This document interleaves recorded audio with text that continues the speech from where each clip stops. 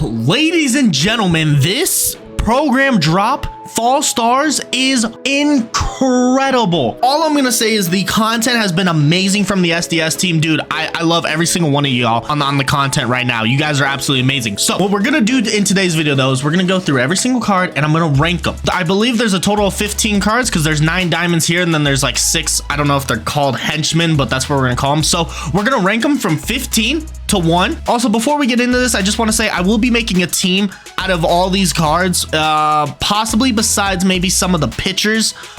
Maybe we'll see 1 or 2, I'm not sure, but anyways, I'll be debuting all these guys in one game later today in the lineup, so make sure you guys stay tuned for that. All right, coming in at number 15, we got Mr. Is that Witty Ford? 95 hits per 9. I mean, he's got a sinker, but like the dude's just gonna get cracked, so he's at 15. Coming in at number 14, we have Madison Bumgarner. Now he does have 112 Ks per 9, which is pretty good, but he's only got 112 hits per 9. He's only got 72 Ks per 9. Oh, slow. I feel like he's gonna get lit up just as well. Coming in at number 13, we have Joe Carter. Joe Carter is really good, but 86 contact against righties on Legend, that don't play, so that puts him at 13, and that's why he just can't hit righties. Coming in at number 12, now I might have this guy a little low and maybe he'd be higher because he does have 120 hits per 9, which is really good, and can get 125, but the problem is the guy has 4 pitches. Now he also has a weird delivery that sometimes people can't see as well. 4 pitches really limits you, and I just don't see him as being like a top 5 starter versus these other guys. I see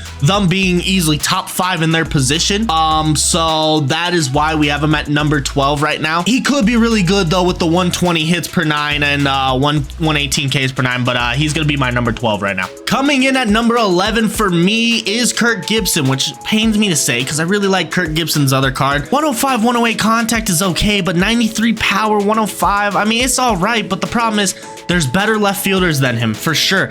I don't see him finding his way onto someone's God squad. Like, you'd rather play Babe Ruth in left field if you had to, obviously, of course, and like you'd rather play Mother Fluffin, of course, Griffey or Vladdy. So I just think he's lower. I honestly, you'd rather take Willie Stargell than him is how I believe. So yeah, number 10, we're gonna throw in Dennis Eckersley. Now you might think, why are this closer looks amazing?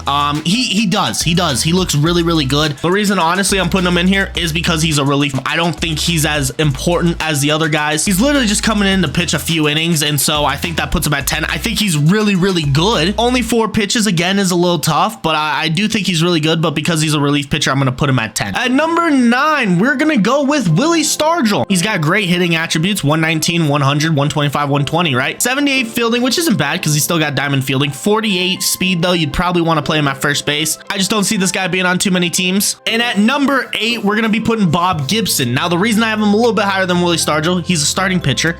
He is pretty good. He's got 110 hits per 9, 106 Ks per 9, and he does have outlier on his fastball, which is nice. So I'm gonna put him at number 8. Now again, maybe he drops a little bit lower if he tends to get lit up. I feel like Bob Gibson could hold his own and he's not bad. Number 7, I have Francisco Lindor. Now this is very interesting because Lindor actually with 95 contact is a little tough. Now he is a switch hitter, which is nice. He has no secondary positions though, so he can only play shortstop. I honestly would rather take Bo Bichette than Francisco Lindor. When I did Bo Bichette's debut, I thought Lindor was gonna be better. I'm surprised his stats aren't as good as they are. I personally think, you know, we're gonna put him at 7 because he does not compare to the rest of these guys that I'm about to list. He just doesn't. Number 6, we have Luis Gonzalez. Now this man has 125, 117 with 125 power on both sides. Absolutely crack card, and you're probably thinking, this guy's number 6? Like, look at his stats. The top 5 are absolutely insane. They are crazy. Not because he's a bad card or anything, it's just those other cards are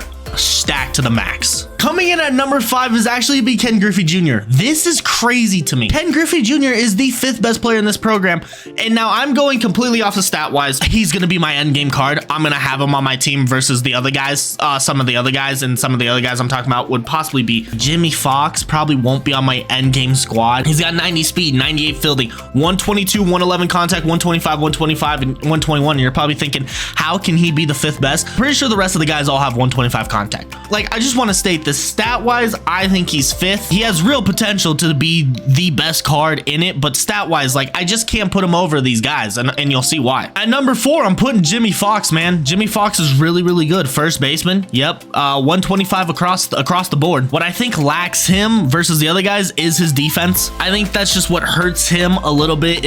Again, I think what just hits him. Real quick, if you guys are enjoying this video, if you could hit that like button for your boy, I'd much appreciate it. Helps push out the videos. And I just want to say, I need your guys' help. I want to do this new series where I take your guys' God squads and then I try to win a game with them. Or I take like your favorite players or whatever throughout the game and I try to win with them. If you could comment down below, like giving me 9 players that could fit, hopefully not out of position, not yet. Please don't give me out of position players. And then a starting pitcher, I would much appreciate that. But that's besides the point. Sorry for ranting, guys. Let's get back to the video. Number 3 right here is going to be Vladimir Guerrero Jr. I think Vladdy's really, really good. We got 125, 125, 104, 125. And stat-wise, I think he plays better than Griffey. I think he does. Number 2 is Joe Mauer. And the reason Joe Mauer is number 2, he is easily the best catcher in this game right now. He's better than Jorge Posada. 125, 125 with 115, even 92 power against lefties. Yes, it is a little bit low. It is good enough that it's still going to hit home runs, of course, but he has 98 fielding with 97 arm, 96 arm accuracy. I always want to say acceleration on that. 90 reaction, 98 block with 55 speed.